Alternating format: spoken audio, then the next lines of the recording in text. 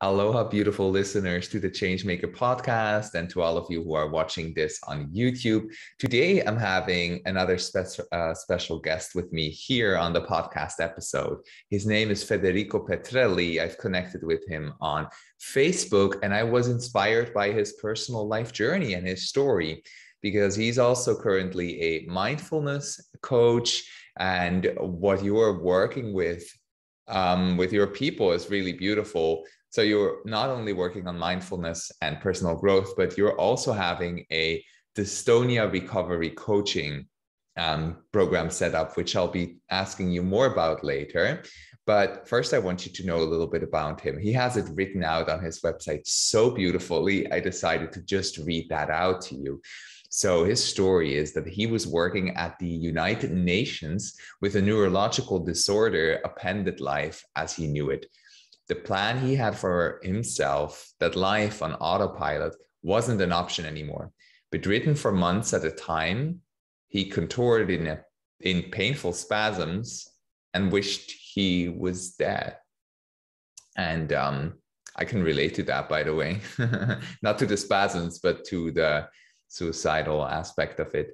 So that is when he learned the most valuable lessons in his life. Looking beneath the constant chatter in his mind, he discovered he could meet his suffering with a love rather than aversion.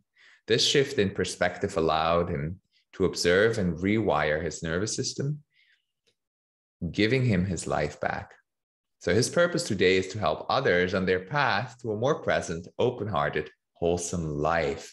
So very happy to have you here today, Federico. Thank you so much for having me, Joan. It's a pleasure to be here with you. Absolutely, vice versa. Yeah. So the reason why I reached out to you is obviously because I read that and I was inspired. And I was like, I would love to have an open talk with you on my podcast to just kind of like talk about our personal life stories. Because I know that a lot of people out there, because I focus on vegans, most people listening and watching this are vegans and or activists. And I know that a lot of us are going through a lot of shit next to our vegan awakening or our activism journeys. And so I thought it would be nice to just have somebody to have a discussion with or a talk with on a life journey that some people might relate to. So I would love for you to share a little bit with us on when you started discovering that there was a shift happening. I don't want us to go too deep into the dark space, right? But like you can explain a little bit on how that felt for you when you were in this hopeless place and thinking to end your life, and when you were getting closer to that shift. Do you want to dive into that with us a bit? Yeah, for sure. And first of all, let me say that I'm so happy to be in a vegan space that you created. It feels good. It feels like home. And I think we have something in common as vegans, that we are open to feeling compassion. We are open to feeling to being moved by the suffering of others. So it's beautiful to have a space that connects us in that mindful way that you embody and illustrate so well. But let me answer your question. The main thing that was happening for me was that my nervous system wasn't doing what it was asked to do. And so more and more, I found myself unable to do the things that were really considered, the most basic in my life. Sitting at a desk to work, then, running, then walking, then chewing, and later speaking.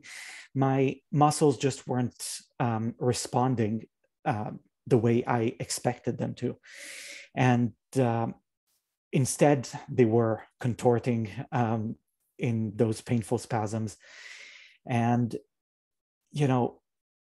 it wasn't something life-threatening, but that wasn't really life. And the natural kind of immediate reaction that we all have when we're faced with suffering is aversion. We say, no, I don't want this. This sucks. This is awful. Let me think about something else. Let me distract myself. Let me, drown myself in something that will numb the pain for me. And I found out that at a certain point, even that resisting was just too exhausting. And so, at a certain point, instead of sitting in bed and thinking about all the things that, my classmates from university were doing and I wasn't able to do, and all the things that I should be doing, and the things that my parents expect me to do, and all of that, and feeling kind of sorry for myself, I just decided to, you know what, now I have to give up, in a sense. I have to surrender. I have to just be with what is.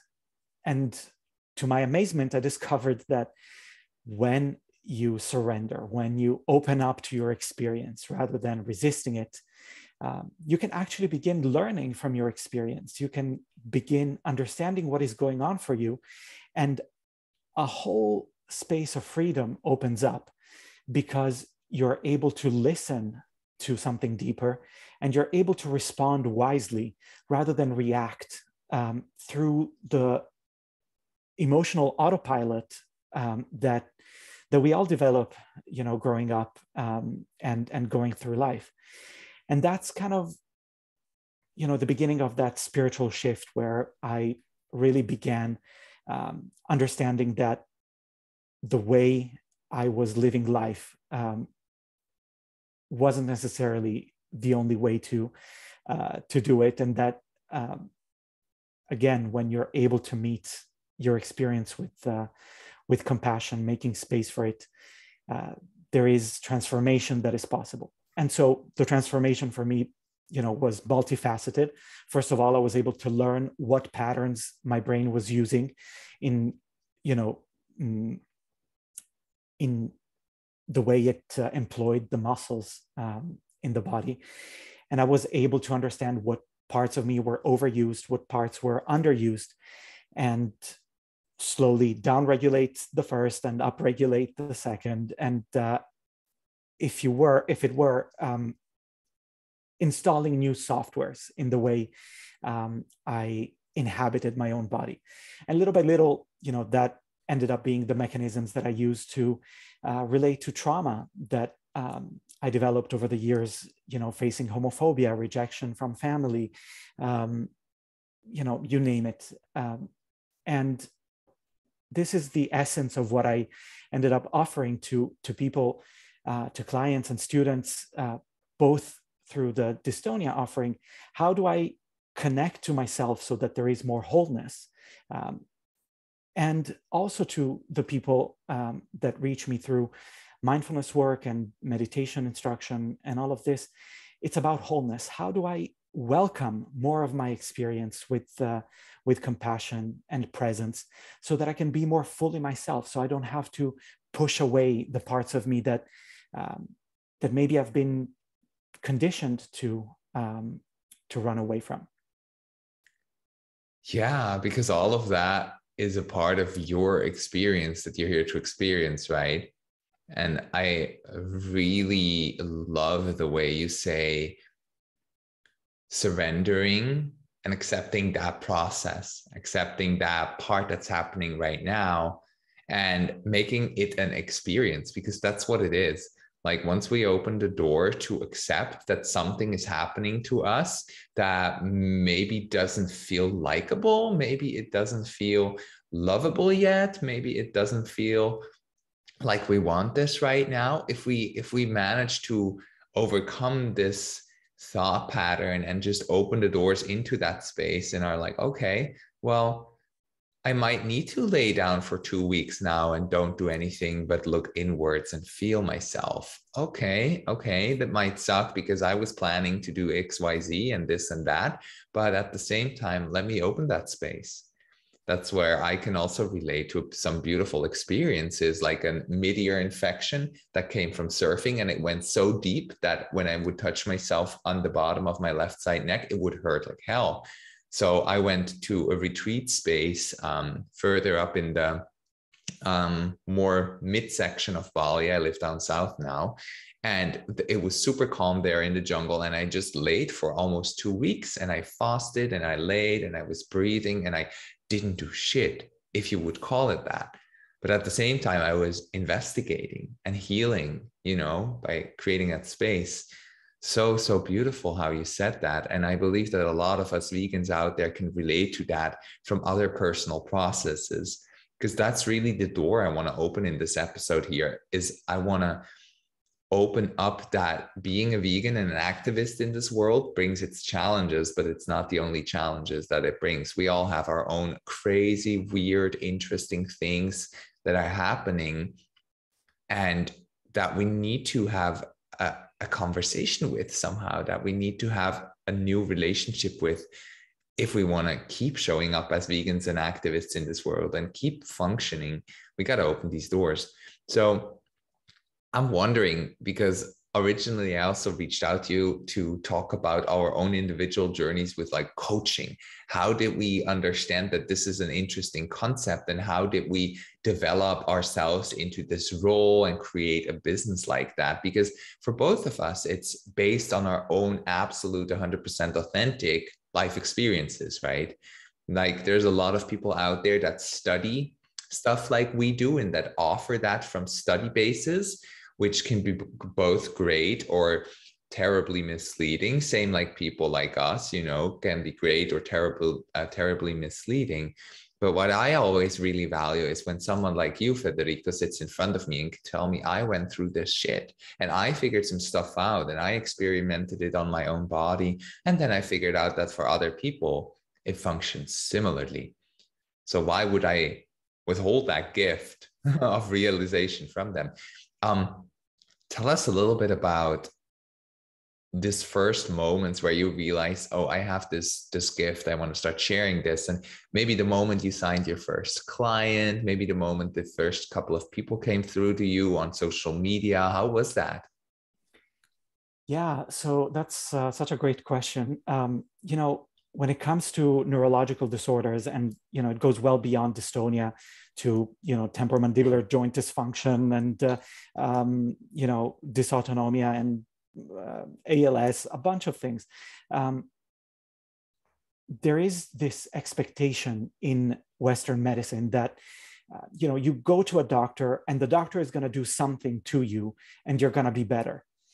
And with neurological disorders and kind of diseases of the nervous system and so on, the key component is that you are the one who has to do the work, right? You have to do the work of re-inhabiting your body, and no one else can do it for you.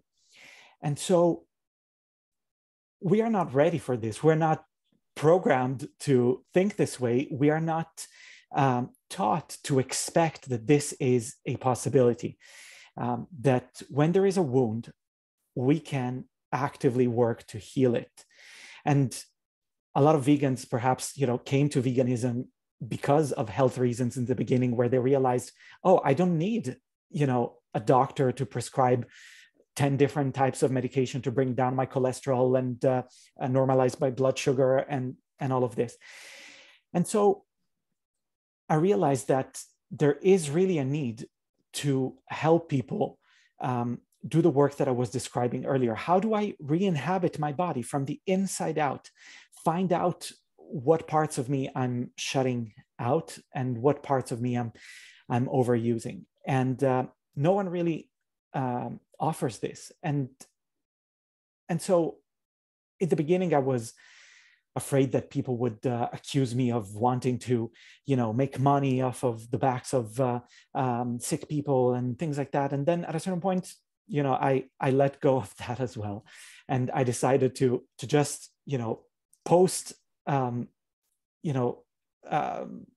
as much as I felt was appropriate at any given time in relevant groups and so on, and saying, this is how I did it. I was in bed, I couldn't speak, I couldn't walk. I did it this way. You want my help? Please join. And I must say that generally speaking, the reactions were very positive. And so I ended up signing my first client through one of these Facebook groups. And it ended up being, an extremely transformative relationship for both of us, in that, I really began to come into my role as as a coach, as someone who, cheers someone on in their journey of recovery, and gives them the tool to do the work of growing and transforming.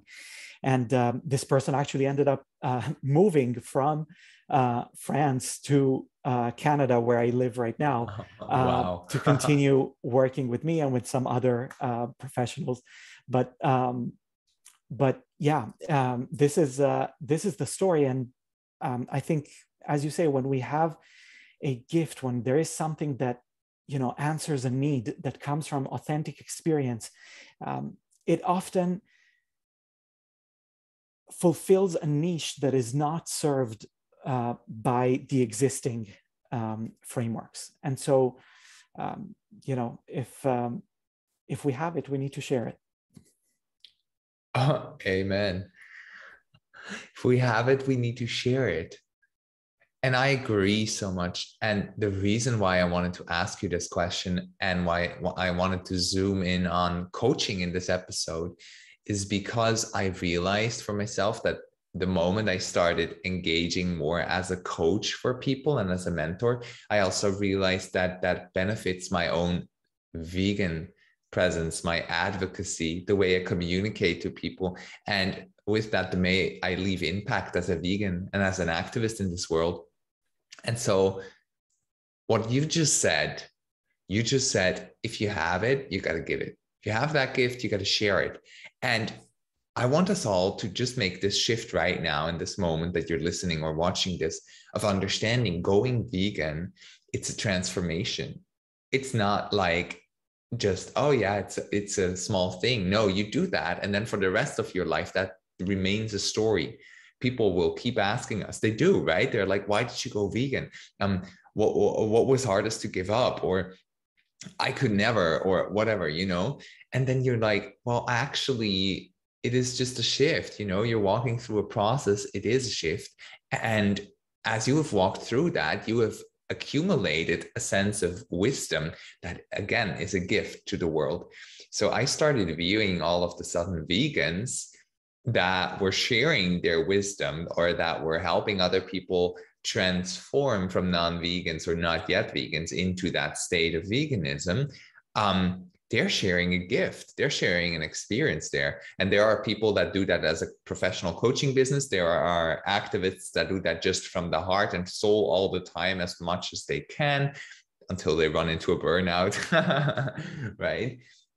There's all of these different layers on how we can do that. And I think what I want all of us to understand is being vegan and having walked through that process is a gift to the world. So be aware that you can share that, but also be aware that you can be humble around it. It's not something you need to force on people, because people seek transformation anyway, if they know it or not. At some point, they will come through if they're truly seeking a shift. And most people do. Most people want to become healthier. Most people want to become more compassionate, right? So viewing ourselves as vegans is also something that, hey, we have something to share. And if we manage to come from that point of view, instead of the point of view, I need to force my change that I walk through onto you right now, which obviously we all understand, because every day that somebody isn't vegan means there is more suffering contributed to our animal friends. Obviously, it's a challenging thing where we have to grow some emotional resilience to manage through it. But at the same time, we're having this gift of the experience that we walked through. Yeah, I just wanted to highlight that out and to give this new point of view to all of our vegan friends out there, right? Yeah. And what you say makes me think of the fact that a lot of us who are moved by the suffering of animals have this disposition towards empathy, towards compassion, I should say, but often towards empathy. Difference being that, with compassion, we're able to witness and feel somebody's suffering without necessarily going on a ride that exhausts us, right? And with empathy, we do go on that ride. And so it's, I guess, one of the biggest gifts that we can share as vegans is, in my eyes, the ability to show others that, you know, you can let yourself be touched by the suffering of a pig who lives in a tiny crate and you know, is swimming in her excrements her entire life. That, you know, that animal wants to live and be happy just like you, that it has, you know, a family just like you, and so on.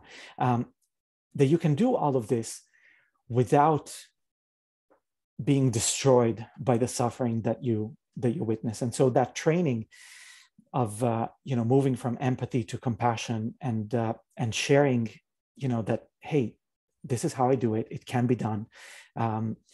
You don't have to feel bad about yourself for not being vegan up to this point or what have you. You don't have to let yourself be crushed by that suffering. You can be with it and align your choices with what you see and feel over time. To me, that's the most valuable gift that we can offer as we share. Yeah, couldn't agree more to that. And one thing that comes up for me when I look back, like, on my journey with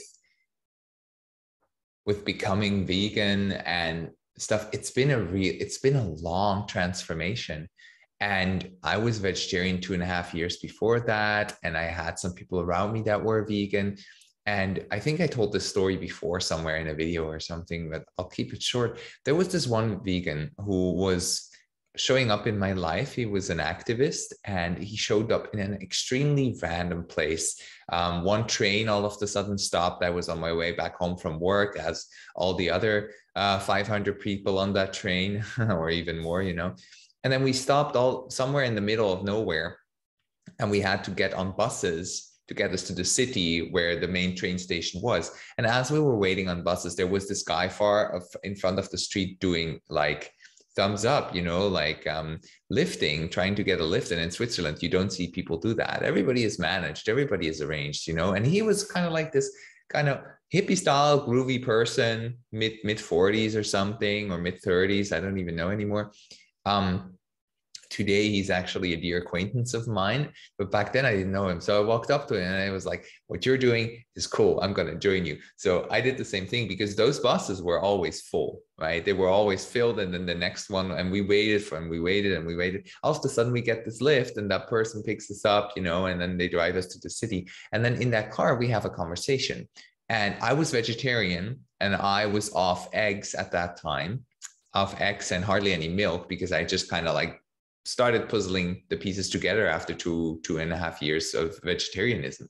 And all of a sudden he goes like, I'm vegan, I'm a vegan activist. And I go like, I would never do that, you know? And he was like, well, that's okay. 2 months later, I was vegan. 2 months later, I was vegan. And, you know, the beautiful thing was, I'm getting goosebumps on my back as I say this. The beautiful thing was, like, he understood that I was walking the walk already. And he didn't feel the need to push or to force, because he saw this drive happening anyway. And if you can see a person walking their walk, hold space for that walk. Because if you don't, they might shut down, and it might take them years longer to get vegan. Right? Yeah, 100%. 100%. Right. Yeah. So blessings to you, Tom. Shout out if you're ever listening to this. Yay, Tom. This is to you, Tom. He's such a passionate animal rights activist, like really, really engaged. Beautiful soul. That's such a beautiful story. Yeah, he held that space. And that kind of made me go like, he's an activist. He's fully out there. He was talking to me about demonstrations. Later, a year later, I was in demonstrations with him. I was working with him for an animal rights organization he has co-created and stuff. And so, beautiful bond, you know. So I think when we manage to hold space for somebody's process with also that sense of compassion, but not the emotional reaction, right? We're always having this emotional reaction to what we see out there. And then we can either choose to act directly from that emotional reaction. Oh, you're not vegan, fuck you then, you shit face. Or Yeah. we can react from a place of compassion and feel like, okay, well, I'm feeling a bit of anger right now, but I'm not going to act from that. I'm just going to hold the space for my anger. Yeah. I'm going to hold the space for this person with their opinion for now. And I might drop a sentence that might sink in a little bit, something a bit of like, well, I thought the same thing years before, but today I'm actually grateful that I'm vegan.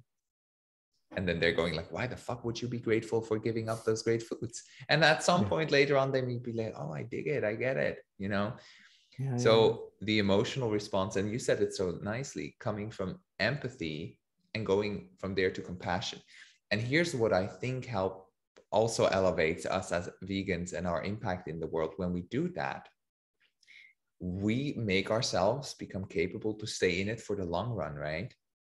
I think like we can manage to stay in it for the long run if we are not consistently burning on these emotions, but manage to hold space for them, maybe in that discussion or outside of it, right?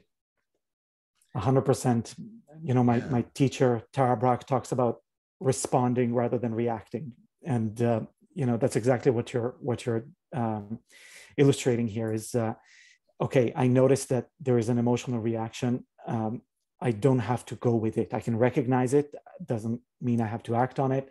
And then I can really, assess the situation and find my wisest response, knowing that the person in front of me could have been me in the past before I realized and made the transition and so on. So, wow. You mentioned your teacher. What's her name again? yeah. Tara? Tara Brach, yeah. Tara Brach. Well, Tara Brach and Jack Kornfield and a few others, but those are the two main ones, yes. Wow, beautiful. This brings me kind of like to another question that I intended to ask anyway. So, like, I was wondering if you're open to share a bit about your valuable experiences with bringing in people that you consider teachers. Because I know when we were growing up at school, we had teachers all over the place, but we were just assigned to them as they were assigned to us. Nobody was asked, do you like this person? Do you want to learn from them? It was just how the society construct works and is built. But once I realized that I had a choice in choosing who I want to learn from, I was like, whoa, I can really thrive and learn from those people that I truly vibe and resonate with.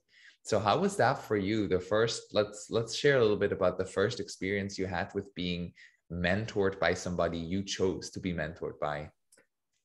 Yeah, I'm reminded of something a little bit different, but I don't know if you're familiar with the incredible gay writer Armistead Maupin, the author of Tales of the City, and that whole ecosystem in San Francisco. Anyway, beautiful books, but in those books, he has all these queer characters that find their home in San Francisco in the 70s and 80s and, all the way up to this day. But he talks about one's logical family as opposed to one's biological family, right? And I love that so much. And so it's kind of the same thing with the teachers and, finding your tribe and finding the people that you really admire. And I think for a lot of us, there's really a need to find the figures that we can look up to and admire and learn from and want to, in a way, imitate and so on. Many of us, in many aspects of our lives, especially those of us who are queer, haven't gotten the models in terms of parental figures or teachers and just anyone who could model what it could be for us to be the healthiest, fullest, most kind of heartfelt version of ourselves. And so the process has been for me and still continues to be, can I find someone who wants to live authentically, who wants to look within and not shy away from the difficult questions, who doesn't want to run away from the hard stuff, but rather wants to live in alignment with the truth that we aren't different, we aren't separate. We are really, waves of a same ocean, as Thich Nhat Hanh would say. And this kind of quest brought me to a lot of people that I met online, and kind of courses that I'm taking and have been taking for a while, like the certification in mindfulness teacher, this mindfulness teacher training. And so, Tara Brach and Jack Kornfield are two kind of leaders in the field. But my mentor within the context of the course, is someone who kind of just synchronistically and kind of serendipitously showed up in my life. I was kind of drawn to her. But I didn't know just how much I would be able to learn from her, and just how much her experience would translate into valuable tools for me that are actionable, that help me transform my life. And so you asked about what the experience of mentoring has been, and it's really been this this recognition that, wow, there are people that have walked in shoes that are at the very least very similar to mine, and have cleared a path of clarity and understanding and growth. And okay, I can learn from this, I can benefit from this, and it doesn't mean that I have to put them on a pedestal or imagine that they're perfect, or that but the really good ones won't even pretend like they have to be on a pedestal, right? They'll use the difficult parts of their experience to show you, okay, here's how I deal with the difficult stuff. Here's how I work with it. So they don't try to kind of leapfrog over the difficult stuff to show you this perfect image of themselves. And so, this is one of the signs that shows me, okay, this is someone that I can really learn from. So I hope this answers your question, albeit in a longer format than you had perhaps expected. No, absolutely not. And yes, it did answer. It didn't blow the Good. format, and yes, it did answer. And I can relate so much. Like, I used to be addicted to video games and to a lot of anime series. And what I realized later on is that I was trying to find a way to live something that I didn't think I could live in my own life, like hide in a hero story of a fictional character. And what I realized later on by reflecting on these specific video games that I played and the specific anime series that I used to watch, there was always this concept of, an underdog, somebody who is kind of like being bullied, somebody who has not been accepted, finding his way to thrive at some point. And he's always being mentored through these amazing senseis. Naruto is an example. Maybe you're familiar with it. And then you have these ninjas, and they have the senseis, they have their mentors. And also in the video games, I would always look up to these mentors because they were not untouchable, because you knew they would work directly with the people, but they would just be these books of wisdom that walk around and that have walked through experiences. And I looked up to that so much. And then at some point, when I hired my first in life mentor to guide me through a process, I was like, oh, that's exactly the same thing.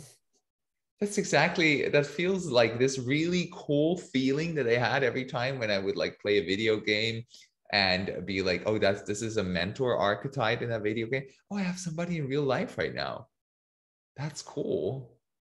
And so I started investing most of my money actually into mentorship. And sometimes it even gotten to the point where I went broke because I invested so much money in it.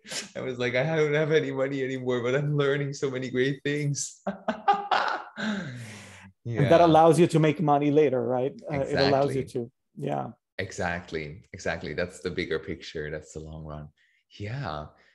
For me, I've covered all the bases with you that I wanted to talk about, and you're a phenomenal speaker. Like, I'm hanging on your lips, darling, when you're talking. It's really beautiful. That's so kind of you. Thank you so much. And Yeah. you know, it's mutual, and it feels so good to be in dialogue with you. So I look forward to the next one. Absolutely. And everybody who's listening or watching, if you want to be in touch with Federico again or more or further, or even feel like you want to have him as a mentor role for you, I'll leave you with all the links to his contacts. I reached out to him on Facebook, so I'll leave you to Facebook. He has a really beautiful website. I say that because the content is amazing, and I used to study graphic design. It's very pretty, so just take a look for that reason. If you are not interested in working with him, take a look for that reason. I'll link it down in the show notes in the bio of this video as well, so you'll be in touch. And same for me, I'll link my contacts down there as well, so you can reach out to me via Facebook or via my website as well. We're both open to receive you and to see if there is a space for us to work with you, if we can truly serve you, right? Is there anything else, any last thing you want to tell to those people that might want to reach out to you, that might be curious, but maybe they have a little lost block or a lost, often asked question that you could answer just now, because you know the questions people ask you? Yeah, thank you. That's such a good question. Well, first of all, just like you, I'm always happy to chat with people, you know, even if there isn't necessarily a clear idea of why we may want to work together and so on. So, you know, it's super easy to book a time to chat with you or with me. I've seen it on your website as well. And you know, I think, as far as I'm concerned, this work of being more fully who we are and welcoming our experience more fully so that we can grow from it is something that really we're all, in a way or another, dealing with. So if you feel called, I look forward to connecting with you. And thanks again, June, for the opportunity to share about all of this. Blessings, and thank you for joining in. And also thank you everybody who's listening or watching this on YouTube. Please share it with people you think might learn from this as well. Don't withhold this beautiful information. Share the shit out of it. We are appreciative of that. And I'll see you in another episode or video or on the website, or Federico, we'll see you. We'll hang out. Much love. Bye, everyone.